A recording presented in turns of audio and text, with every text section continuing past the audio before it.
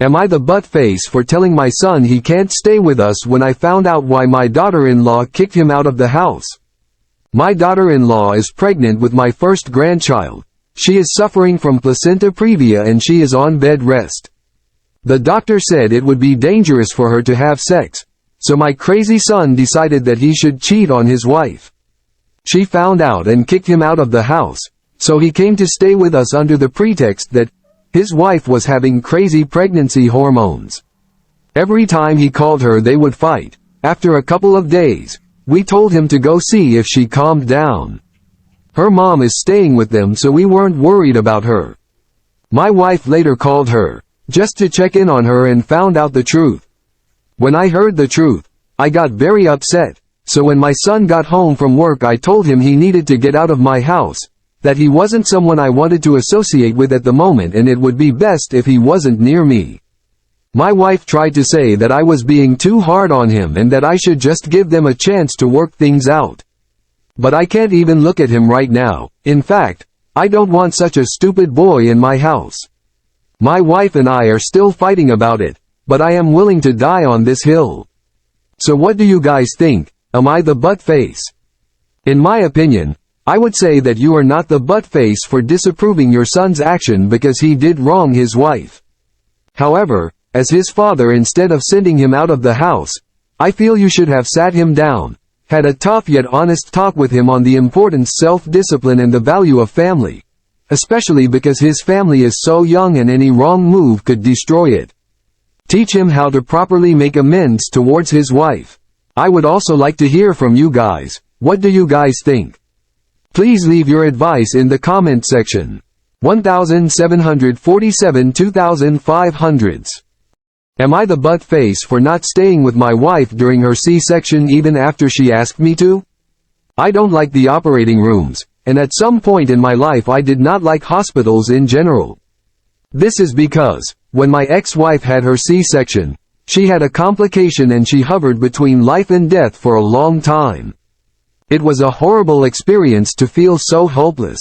Even to this day, I deal with this in therapy. Although several things have improved, going into an operating room is still a big no-no for me. So when my ex had our second child, she asked me to wait outside the operating room because I was very nervous. When my current wife and I decided to start trying to have children, I made it very clear that I didn't care what her choice of delivery was, but that if it is a C-section I would not enter into the operating room. I said that I would stay by her side at all times except for the operation, and she agreed. Shortly after, we eventually became pregnant and we were excited. She decided in the middle of the pregnancy that it would be a C-section and I was okay with her decision, but I reminded her of my limitation. She understood and invited her mother to take my place. However, on the day of the surgery, before she had her C-section, she asked me to come in with her, because she wanted us to have a moment of our own. I apologized and reminded her that I couldn't, and she said, "Fine, I'll go with my mother then," but she had a crying face. I tried talking to her but to no avail, and my mother-in-law kept looking at me in a very disgusting way. The thing is, I don't think it would have been helpful in there, because I was very nervous and it definitely wouldn't have helped inside the operating room. Eventually, everything went well and our daughter was born beautiful and healthy. I was already at the exit of the operating room waiting for them and I didn't leave their side.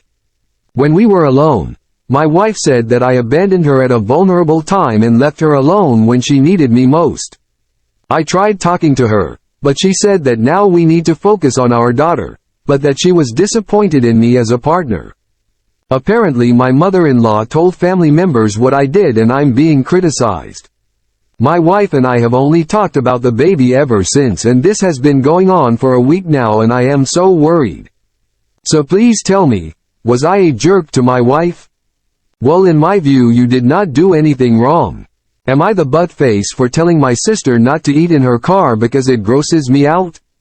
I am a 15-year-old female who is learning how to drive in my sister's car.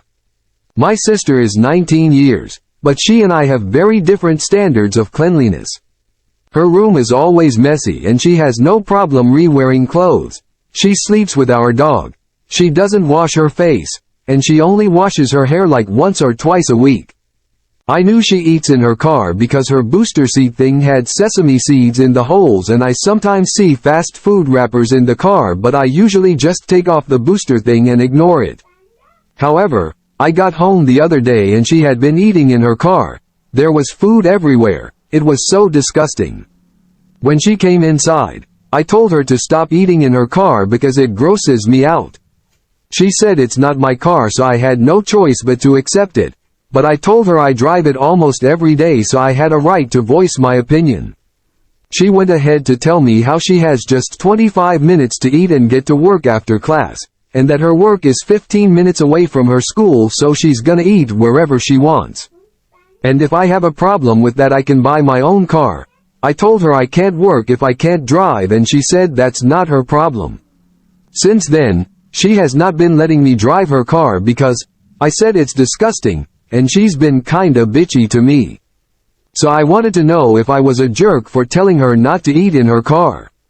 Well, in my opinion, I think you could have approached her in a nicer and more understanding manner, especially given the reason why she eats in the car.